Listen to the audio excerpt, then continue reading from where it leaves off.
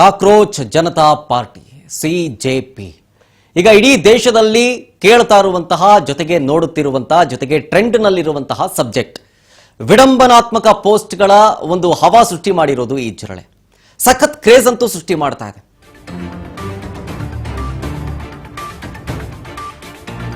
Followers data ಕೆದಕಿದೆ, ಬಿಜೆಪಿಗೆ cockroach punch ಕೊಡ್ತಾ ಇದೆ. ಈಗ ಜಿರಳೆ ಪಾರ್ಟಿ ಸ್ಥಾಪಕ ಅಭಿಜಿತ್ ದೀಪ್ಗೆ ಕೌಂಟರ್ ಕೊಡ್ತಾ ಇದ್ದಾರೆ. ಏನಂತ? Bharat 94%, US 1%, Europe 0.7%, Canada Dubai 0.6% followers ಅಂತ ತಿರುಗೇಟನ್ನ ಕೊಟ್ಟಿದೆ. ಬಿಜೆಪಿ ಬೆಂಬಲಿಗ ರಿಷಿ ಬಗ್ರಿಗೆ ಅಭಿಜಿತ್ ಕೌಂಟರ್ ಕೊಟ್ಟಿರೋದಿದು. ಜಿರಳೆ ಫಾಲೋವರ್ಸ್ ಲೆಕ್ಕ ಕೊಟ್ಟಿದೆ ಕಾಕ್ರೋಚ್. ನಾನು ಹೇಳೋದಲ್ಲ, ಈ ಇನ್ಸೈಟ್ಸ್ಗಳು, ಆ ಇನ್ಸೈಟ್ಸ್ ಬಗ್ಗೆ ನಾನು ಹೇಳ್ತಾ ಇದ್ದೆ. ಯಾರ್ಯಾರು ನಮ್ಮ ಪೋಸ್ಟ್ಗಳನ್ನ ಅಥವಾ ನಮ್ಮ ಪೇಜ್ಗಳನ್ನ ಲೈಕ್ ಮಾಡಿದ್ದಾರೆ, ಫಾಲೋವರ್ ಮಾಡಿದ್ದಾರೆ ಅಂತ. ಇದು ಆಕ್ಚುಯಲ್ ಆಗಿ ನಾನೇನಾದರೂ ಪೇಜ್ ಕ್ರಿಯೇಟ್ ಮಾಡಿದ್ರೆ ನನಗೆ ಮಾತ್ರ ಸಿಗುವಂತಹ ಡಾಟಾ. ಆದರೆ ಇದು ಬಿಜೆಪಿಗೆ ಹೆಂಗ್ ಸಿಕ್ತು ಗೊತ್ತಿಲ್ಲ. ಸಿಕ್ಕಿದೆಯೋ ಅಥವಾ ಅವರೇ ಏನಾದರೂ ಕ್ರಿಯೇಟ್ ಮಾಡಿದ್ರೋ ಅದು ಸೆಕೆಂಡ್ರಿ, ಗೊತ್ತಿಲ್ಲ ನನಗೆ.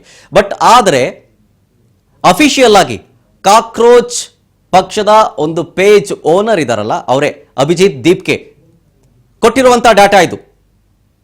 ಅಧಿಕೃತವಾಗಿ ಎಕ್ಸ್ ಖಾತೆಯಲ್ಲಿ ಪೋಸ್ಟ್ ಮಾಡಿದೆ. Why would you call 94% Indian youth as Pakistan ಅಂತ ಕರೆದಿದ್ದಾರೆ. ಇಂಡಿಯಾ 94.7%. ಇದು ಆ ಪೇಜ್ನ ಅಡ್ಮಿನ್ ಅಭಿಜಿತ್ ಅವ್ರಿಗೆ ಸಿಗುವಂತಹ ಡಾಟಾ. ಅದನ್ನ ಪೋಸ್ಟ್ ಮಾಡಿದ್ದಾರೆ. India 94.7%, US 1%, Canada 0.7%, United Kingdom 0.7%, Canada 0.6%. ಇದು ಅಫಿಷಿಯಲ್ ಆಗಿ ಡಾಟಾ ಶೇರ್ ಮಾಡಿರೋದು. United Arab Emirates 0.6%.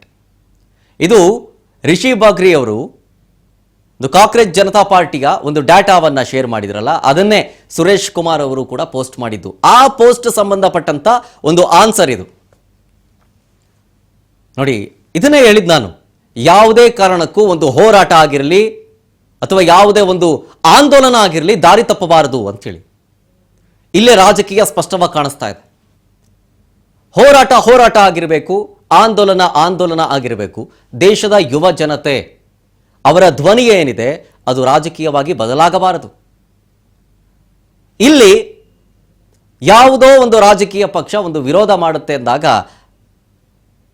ಅದರ ವಿಪಕ್ಷಗಳು, ಅಂದರೆ ಒಂದು ಪಾರ್ಟಿ ಸಪೋರ್ಟ್ ಮಾಡಿದ್ರೆ ಇನ್ನೊಂದು ಪಾರ್ಟಿ ಅದನ್ನ ವಿರೋಧ ಮಾಡುತ್ತೆ. ಹಾಗೇನೆ ಇಲ್ಲ ಆಗಿರೋದು. ಯಾವಾಗ ಕೇಂದ್ರ ಸರ್ಕಾರ ಎಕ್ಸ್ ಅಕೌಂಟ್ ಅನ್ನ ನಿರ್ಬಂಧ ಹೇರುತ್ತೋ ಅಲ್ಲಿ ಕಾಂಗ್ರೆಸ್ ಟೀಮ್ ಆಕ್ಟಿವ್ ಆಗುತ್ತೆ, ಇಂಡಿ ಒಕ್ಕೂಟ ಆಕ್ಟಿವ್ ಆಗುತ್ತೆ, ನಾವು ಸಪೋರ್ಟ್ ಮಾಡ್ತೀವಿ ಅಂತ ಬೀಳುತ್ತೆ. ಅವರು ಸಪೋರ್ಟ್ ಮಾಡ್ತೀವಿ ಅಂದಂತ ಸಂದರ್ಭದಲ್ಲಿ ಒಂದು ರಾಂಗ್ ಹೆಜ್ಜೆ ಇಟ್ಟಿದ್ದು ಬಿಜೆಪಿ ಒಂದು ಡಾಟಾವನ್ನ ರಿಲೀಸ್ ಮಾಡೋದು. 90%, 90% ಪಾಕಿಸ್ತಾನದ ಫಾಲೋವರ್ಸ್ಗಳಿದ್ದಾರೆ ಅಂತ ಹೇಳಿದ್ದು. ಅದಕ್ಕೆ ಟಕ್ಕರ್ ಕೊಡ್ತಿರೋದು ಇದೇ ಕಾಕ್ರೋಚ್ ಜನತಾ ಪಾರ್ಟಿಯ ಸಂಸ್ಥಾಪಕ ಆಗಿರಲಿ ಅಥವಾ ಅಡ್ಮಿನ್ ಆಗಿರಲಿ ಅಭಿಜಿತ್ ಟ್ವೀಟ್ ಮಾಡಿದ್ದು, ಇನ್ಕ್ಲೂಡಿಂಗ್ ಡಾಟಾ. ನೀವು ಭಾರತದ ಒಂದು ಪರ್ಸೆಂಟೇಜ್ ನೋಡಿ, 94% ಇದೆ.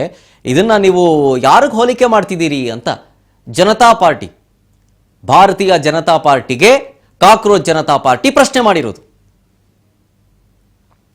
ಯೂತ್ ಕಾಂಗ್ರೆಸ್ ಅಧ್ಯಕ್ಷರಾದಂತಹ ಮಂಜುನಾಥ್ ಗೌಡ್ರು ನಮ್ಮ ಜೊತೆಗೆ ಫೋನ್ ಸಂಪರ್ಕದಲ್ಲಿದ್ದಾರೆ. ಸರ್ ನಮಸ್ತೆ. ನಮಸ್ಕಾರ ಸರ್. ಸರ್, ಇಡೀ ದೇಶದಾದ್ಯಂತ ಹಲ್ಚಲ್ ಎಬ್ಬಿಸ್ತಾ ಇದೆ ಈ ಜಿರಳೆ ಪಕ್ಷ. ಜೊತೆಗೆ ಸಪೋರ್ಟ್ಗಳು ಕೇಳ ಸಿಗ್ತಾ ಇದಾವೆ. ಇಡೀ ದೇಶದಾದ್ಯಂತ ಅವ್ರಿಗೆ ಸಪೋರ್ಟ್ ಕೊಡ್ತಾ ಇದ್ದಾರೆ, 20 ಮಿಲಿಯನ್ ಫಾಲೋವರ್ಸ್.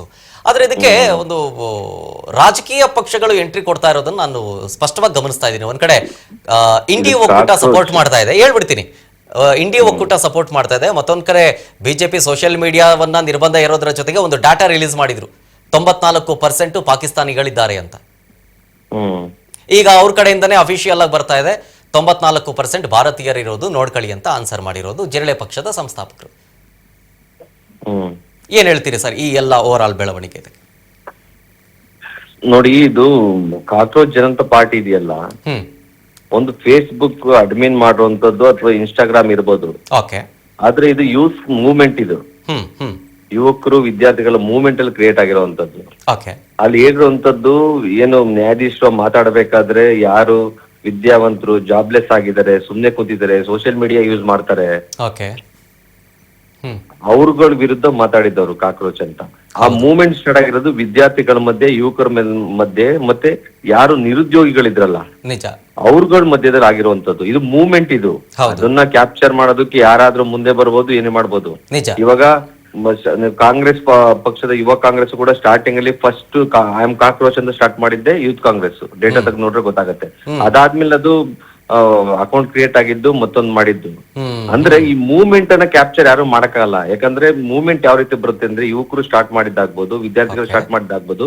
ಯಾವ್ದೇ ಚಳುವಳಿ ಅಂತಂದ್ರೆ ಅದಕ್ಕೊಂದು ಎಂಡ್ ಇದ್ದೇ ಇರುತ್ತೆ. ಸರಿಯಾದ ರೀತಿಯಲ್ಲಿ ಗುರಿ ತಲುಪ್ತಾರೆ. ಇಲ್ಲಿ ಯಾರು ಕೂಡ ನನ್ನ ಪ್ರಕಾರ ಅದನ್ನ ಕಬ್ಜಾ ಮಾಡೋದಕ್ಕಂತೂ ಆಗಲ್ಲ. ಅವಾಗ ಅಲ್ಲಿ ಫೇಲ್ ಆಗ್ಬಿಡುತ್ತೆ. ಜೊತೆಗೆ ಅದನ್ನ ಹತ್ತಿಕ್ಬೇಕು ಅನ್ನೋ ದೃಷ್ಟಿಯಿಂದ ಬಿಜೆಪಿ ಮತ್ತೆ ಅಮಿತ್ ಶಾ ಮತ್ತೆ ಮೋದಿ ಏನ್ ಬೇಕಾದ್ರೂ ಮಾಡ್ತಾರೆ ಸರ್. ಅವರು ಏನ್ ಬೇಕಾದ್ರೂ ಮಾಡ್ತಾರೆ. ಸಣ್ಣ ಉದಾಹರಣೆ ನೋಡಿ, ರಾಹುಲ್ ಗಾಂಧಿ ಅವರು, ವಿಜಯ್ ಅವರು ಸ್ಟೇಜ್ ಅಲ್ಲಿ ಒಂದು ಫೋಟೋ ಹಾಕಿದ್ದು ಜಾಸ್ತಿ ವೈರಲ್ ಆಗ್ತಾ ಇದೆ ಅನ್ನೋದನ್ನೇ ಬಿಡಲ್ಲ ಇವರು. ಇನ್ನ ಅವ್ರ ವಿರುದ್ಧ ಒಂದು ಟೀಮ್ ಕಟ್ತಾ ಇದಾರೆ ಸೋಷಿಯಲ್ ಮೀಡಿಯಾದಲ್ಲಿ ಅಂತ ಬಿಡ್ತಾರ? ಅವ್ರು ಮಾಡೇ ಮಾಡ್ತಾರೆ. ಆ ಮಾಡೋದಕ್ ವಿರುದ್ಧ ಏನ್ ಯುವಕರಿದ್ದಾರೆ, ವಿದ್ಯಾರ್ಥಿಗಳಿದ್ದಾರೆ, ಏನ್ ಕಾಕ್ರೋಚ್ಗಳಂತ ಇವ್ರು ಹೇಳ್ತಾ ಇದಾರಲ್ಲ, ಅವ್ರ ಹಿಂದೆ ತಿರುಗಿ ಬಿದ್ದೇ ಬೀಳ್ತಾರೆ. ಅವ್ರಿಗೆ ಟೈಮ್ ಪಾಠ ಕಲ್ಸುತ್ತೆ. ತುಂಬಾ ದಿವಸ ಏನಿಲ್ಲ ಅವ್ರಿಗೆ. ಎಂಡ್ ತುಂಬಾ ಹತ್ರದಲ್ಲಿದೆ ನೋಡಿ. ಒಂದ್ ತಿಳ್ಕೊಳ್ಳಿ, ನ್ಯಾಯಯುತವಾಗಿ ಏನಾದ್ರೂ ಕೂಡ ಅವರು ರಾಜಕೀಯವನ್ನ ಮಾಡಿದ್ರೆ ಅವರ ಪೀಳಿಗೆ ಮುಂದೆ ಇರ್ತಿದ್ದು. ಅನ್ಯಾಯವಾಗಿ ಮಾಡ್ತಾ ಇರೋಂಥದ್ದು ರಾಜಕೀಯನ ಇವರು. ಅನ್ಯಾಯವಾಗಿ ಮಾಡ್ತಾ ಇರೋಂಥದ್ದು ಅದು ಉಳ್ಕೊಳಲ್ಲ ಇವ್ರದ್ದು ಏನು ಕೂಡ. ಇತಿಹಾಸ ಉಳ್ಕೊಂಡ್ರು ಕೂಡ ವರ್ಲ್ಡ್ ಬಿಗ್ಗೆಸ್ಟ್ ಕಾಮಿಡಿ ಮ್ಯಾನ್ ಅಂತಾನೆ ಉಳ್ಕೊಳ್ಳೋದು PM-ದು.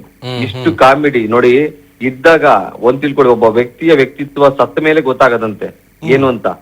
ಇವರ ವ್ಯಕ್ತಿತ್ವ ಸತ್ಮೇಲೆ ಮುಂದಕ್ಕೆ ಗೊತ್ತಾಗತ್ತೆ ಮುಂದಿನ ದಿನಗಳಲ್ಲಿ. ಇವರೆಷ್ಟು ನಾಟಕೀಯ ಮಾಡಿದ್ರು, ಎಷ್ಟು ಚಾಕ್ಲೇಟ್ ತಿನ್ಸಿದ್ರು, ಎಲ್ಲೂ ಹೋಗಿ ಅವಶ್ಯಕತೆ ಏನಿರ್ಲಿಲ್ಲ. ಜನರ ಸಮಸ್ಯೆಗಳಿಗೆ ಯಾವಾಗ ಮಾತಾಡ್ಲಿಲ್ಲ, ಜನರ ಸಮಸ್ಯೆಗಳ ಮಧ್ಯೆ ಏನ್ ಇವ್ರು ಬರ್ಲಿಲ್ಲ. ಸುಳ್ಳುಗಳನ್ನ ಹೇಳಿ ರಾಜಕೀಯ ಮಾಡಿದ್ರು ನೋಡಿ. ಪೆಟ್ರೋಲ್ ಡೀಸೆಲ್ ಯೂಸ್ ಮಾಡಬೇಡಿ ಅಂತಾರೆ, ಇವರೇ ಫ್ಲೈಟರ್ಗಳಲ್ಲಿ ಓಡಾಡ್ತಾರೆ, ಇವರೇ ಐಷಾರಾಮಿ ಕಾರ್ಗಳಲ್ಲಿ ಓಡಾಡ್ತಾರೆ. ಅದಕ್ಕೆ ಈ ಬುಡೆ ಬಿಜೆಪಿ ರಾಜಕಾರಣಿಗಳಿದಾರಲ್ಲ, ಒಂದ್ ದಿವಸ ಮೆಟ್ರೋದಲ್ಲಿ ಹೋಗೋದು, ಮತ್ತೊಂದು ಆಮೇಲೆ ನಮ್ ಬ್ಯೂರೋಕ್ರಾಟ್ಸ್ ಹೆಂಗಾಗಿದ್ದಾರೆ ಅಂದ್ರೆ ಅಲ್ಲೂ ಸೇರ್ಕೊಂಡ್ಬಿಟ್ಟಿದ್ದಾರೆ ಈ ತರದವರು. ಕೆಲ್ಸಕ್ಕೆ ಬಾರ್ದಿರಂತಾರ. ರಾಜಸ್ಥಾನದಲ್ಲಿ ಪೊಲೀಸ್ ಅವ್ರು ಸೈಕಲ್ ಅಲ್ಲಿ ಹೋಗ್ತಾರಂತೆ ಸರ್.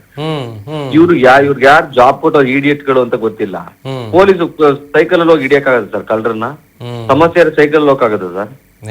ಇಂಥ ಪರಿಸ್ಥಿತಿ ದೇಶ ತಂದಿಡ್ತಾ ಇರುವಂತದ್ದು ಈ ಒಂದು ಅಜೆಂಡಾ ಇಟ್ಕೊಂಡು ಮಾಡ್ತಾ ಇದ್ದಾರೆ. ದೇಶವನ್ನ ಮನುವಾದದ ಎಡೆ ಕರ್ಕೊಂಡು ಹೋಗೋದಕ್ಕೆ ಅದ್ ನಡೆಯಲ್ಲ ತುಂಬಾ ದಿವಸ.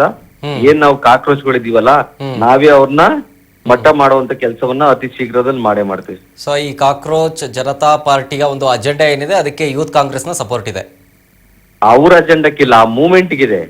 ಅಂದ್ರೆ ಅವರ ಅಜೆಂಡಾ ಅದೇನೆ. ಈಗ ಸಮಾಜದಲ್ಲಿ ಇರುವಂತಹ ವ್ಯವಸ್ಥೆ, ಕಾಕ್ರೋಚ್ ಅನ್ನೋ ವರ್ಡ್ ಅನ್ನ ವಿದ್ಯಾರ್ಥಿಗಳು ಯುವಕರು ಯಾಕೆ ತಗೊಂಡ್ರು ಅಂತಂದ್ರೆ, ನಾವು ಈಗ ಏನ್ ಜಾಬ್ಲೆಸ್ ಇದೀವಿ ನಾವು ಅನ್ನೋ ದೃಷ್ಟಿಯಿಂದ ತಗೊಂಡ್ರು. ಅದನ್ನ ಕ್ರಿಯೇಟ್ ಮಾಡಿದ್ದು ಯೂತ್ ಕಾಂಗ್ರೆಸ್ ಕೂಡ ಮುಂಚೆ ಕ್ರಿಯೇಟ್ ಮಾಡಿದ್ದು, ಆದ್ಮೇಲೆ ಇವ್ರು ಕ್ರಿಯೇಟ್ ಮಾಡಿದ್ದಾರೆ. ನಾವು ಅದನ್ನ ನಮ್ದು ಅವ್ರದ್ದು ಅಂತ ಹೇಳ್ತಾ ಇಲ್ಲ, ಬಟ್ ಅದೊಂದು ಮೂವ್ಮೆಂಟ್ ಆಗಿ ಉಳ್ಕೊಬೇಕು. ಯಾವ್ದೋ ಪಾರ್ಟಿಯಾಗಿ ಉಳ್ಕೊಂಡ್ರೆ ಅದು ಹೋರಾಟ ಆಗಿರ್ಬೇಕು ಅನ್ನೋದು ನಿಮ್ಮ ಅಭಿಪ್ರಾಯ? ಹೋರಾಟ ಆಗಿರ್ಬೇಕು ಅನ್ನೋದು ಹೌದು. ಹಾಗಾದ್ರೆ ಹೋರಾಟಕ್ಕಾದ್ರೂ ಸಪೋರ್ಟ್ ಇದೆ ನಿಮ್ದು? ನಾವು ಹೋರಾಟಕ್ಕೆ ಸಪೋರ್ಟ್ ಇದೀವಲ್ಲ. ನೆನ್ನೆ ನೋಡಿ ನಮ್ಮ ರಾಜ್ಯದ ಮುಖ್ಯಮಂತ್ರಿಗಳು ಹೇಳಿದ್ದಾರೆ, PM is compromised, I am cockroach ಅನ್ನೋ ಟಿ ಶರ್ಟ್ ಬಿಡುಗಡೆ ಮಾಡಿ. ಅಂದ್ರೆ ಸಾಮಾನ್ಯ ವ್ಯಕ್ತಿಗಿಂತ ಒಬ್ಬ ರಾಜ್ಯದ ಮುಖ್ಯಮಂತ್ರಿಗಳು ಹೇಳ್ತಾ ಇದಾರಲ್ಲ, ಹೌದು ನಾನು ಈ ವಿದ್ಯಾರ್ಥಿಗಳ ಜೊತೆ, ಈ ಕಾಕ್ರೋಚ್ಗಳ ಜೊತೆ ಇದೀನಿ ಅಂತ. ಯಾಕೆ ಹೇಳಿ? 5 ಗ್ಯಾರಂಟಿ ಒಂದು ಗ್ಯಾರಂಟಿ ಕೊಡಿದ್ರೆ ಅದೇ ಕಾಕ್ರೋಚ್ಗಳಿಗೆ. ಇವ್ರ ಮಕ್ಕಳು ಬಿಜೆಪಿ ಏನ್ ಹೇಳ್ತಾರಲ್ಲ ಕಾಕ್ರೋಚ್ಗಳು ಅಂತ, ಇವನ್ ಇದೇನೋ ಇದಲ್ಲಿ ಅವ್ರು ಪ್ರತಿ ತಿಂಗಳು 1,500 ಮತ್ತೆ 3,000 ಅಕೌಂಟ್ ಹಾಕ್ತಾ ಇದಾರೆ ನಮ್ಮ ಮುಖ್ಯಮಂತ್ರಿಗಳು. ಅದಕ್ಕೆ ನಮ್ ಜೊತೆ ಇದ್ದಾರೆ ಅವರು ಅನ್ನೋದು ರೀತಿಯಲ್ಲಿ ಅದನ್ನ ನಮ್ಮ ಟಿ ಶರ್ಟ್ ಓಪನ್ ಮಾಡಿದ್ದಾರೆ. ಸೊ ಅಲ್ಲಿಗೆ ಸಿಜಯ್ ಅವರು ಹೇಳಿದಂತಹ ಆ ಒಂದು ಮೂಮೆಂಟ್ ಅಲ್ಲಿ ಕ್ರಿಯೇಟ್ ಆಗಿರುವಂತಹ ವರ್ಡ್ಗೆ ನಿಮ್ಗೆ ಸಪೋರ್ಟ್ ಇದೆ. ಆದ್ರೆ ಈಗ ಈ ಕಾಕ್ರೋಚ್ ಜನತಾ ಪಾರ್ಟಿ ಅಂತ ಇದೆಯಲ್ಲ, ಅದೇನಾದ್ರೂ ನಾಳೆ ದಿನ ಪೊಲಿಟಿಕಲ್ ಪಾರ್ಟಿ ಆಗಿ ಬಂದ್ಬಿಟ್ರೆ ನಿಮ್ ಸಪೋರ್ಟ್ ಹಿಂಗೆ ಇರಲ್ವಾ? ನಾನು ಅದೇ ಹೇಳಿದ್ನಲ್ಲ, ಯಾವುದೇ ಹೋರಾಟ ಮೂವ್ಮೆಂಟ್ ಅಲ್ಲಿ ಆಗ್ಬೇಕೇ ಹೊರತು ಪಾರ್ಟಿ ಕಟ್ಕೊಂಡ್ ಆಗೋದಕ್ಕೆ ಕಷ್ಟ ನನ್ನ ಪ್ರಕಾರ. ರಾಜಕಾರಣಿ ಈ ತರ ಮಾತಾಡೋದಾದ್ರೆ ಅದ್ ನಡೆಯದ ಕತೆ ನನ್ನ ಪ್ರಕಾರ ನಮ್ ಮೂವ್ಮೆಂಟ್ ಆಗಿ ಇಟ್ಕೊಂಡು ಹೋದ್ರೆ ಆ ಹೋರಾಟಕ್ಕೆ ಒಂದು ಬೆಲೆ ಇರುತ್ತೆ. ಹೋರಾಟದ ರೀತಿಯಲ್ಲೇ ಹೋಗ್ಬೇಕು. ಥ್ಯಾಂಕ್ ಯು ಮಂಜುನಾಥ್ ಅವರೇ, ಇಷ್ಟೊತ್ತು ರಾಜ್ ನ್ಯೂಸ್ ಜೊತೆಗೆ ಮಾತನಾಡಿದ್ದಕ್ಕಾಗಿ. ಬಟ್ ಓವರ್ ಆಲ್ ಆಗಿ ಕಾಕ್ರೋಚ್ನ ಅಜೆಂಡಾಗಳು ಕೂಡ ಹಲ್ಚಲ್ ಎಬ್ಬಿಸ್ತಾ ಇದೆ. ನಿವೃತ್ತಿ ನಂತರ ನ್ಯಾಯಮೂರ್ತಿಗಳಿಗೆ ರಾಜ್ಯಸಭಾ ಸ್ಥಾನ ಕೊಡಲ್ಲ ಅಂತ, ಸಿಂಧು ಮತಗಳನ್ನೇನಾದರೂ ಡಿಲೀಟ್ ಮಾಡಿಬಿಟ್ರೆ ಕ್ರಮ ತಗೋತೀವಿ ಅಂತ, ಜೊತೆಗೆ ಮಹಿಳೆಯರಿಗೆ 50% ಮೀಸಲಾತಿ, ಅದು MLA ಟಿಕೆಟ್ಗಾಗಿರ್ಬೋದು ಅಥವಾ ಸಚಿವ ಸ್ಥಾನಕ್ಕಾದರೂ ಆಗಬಹುದು. ಸಚಿವ ಸಂಪುಟದಲ್ಲೂ ಕೂಡ 50%, ಈಗ 30 ಸಚಿವರು ನಮ್ಮ ಸಂಪುಟದಲ್ಲಿ ಇರಬೇಕು ಅಂದರೆ ಅದರಲ್ಲಿ 15 ಜನ ಮಹಿಳೆಯರೇ ಇರ್ತಾರೆ ಅನ್ನೋದು ಇವರೊಂದು ಅಜೆಂಡಾ. ಸಿಂಧು ಮತಗಳನ್ನು ಡಿಲೀಟ್ ಮಾಡಿಬಿಟ್ರೆ ಚುನಾವಣಾಧಿಕಾರಿಗಳ ಮೇಲೆ ನಾವು ನಿರ್ದಾಕ್ಷಿಣ್ಯ ಕ್ರಮ ತಗೋತೀವಿ ಅನ್ನೋದು ಕೂಡ. ಪಕ್ಷಾಂತರ ಮಾಡುವ ಸಂಸದರು, ಶಾಸಕರಿಗೆ ಚುನಾವಣೆಯಿಂದ ನಿಷೇಧ. ಅಂದರೆ ನೋಡಿದ್ರಲ್ಲ, ಕುದುರೆ ವ್ಯಾಪಾರ ಮಾಡೋದು ಅನ್ನೋದು ನೀವೆಲ್ಲ ಕೇಳಿರ್ತೀರಿ.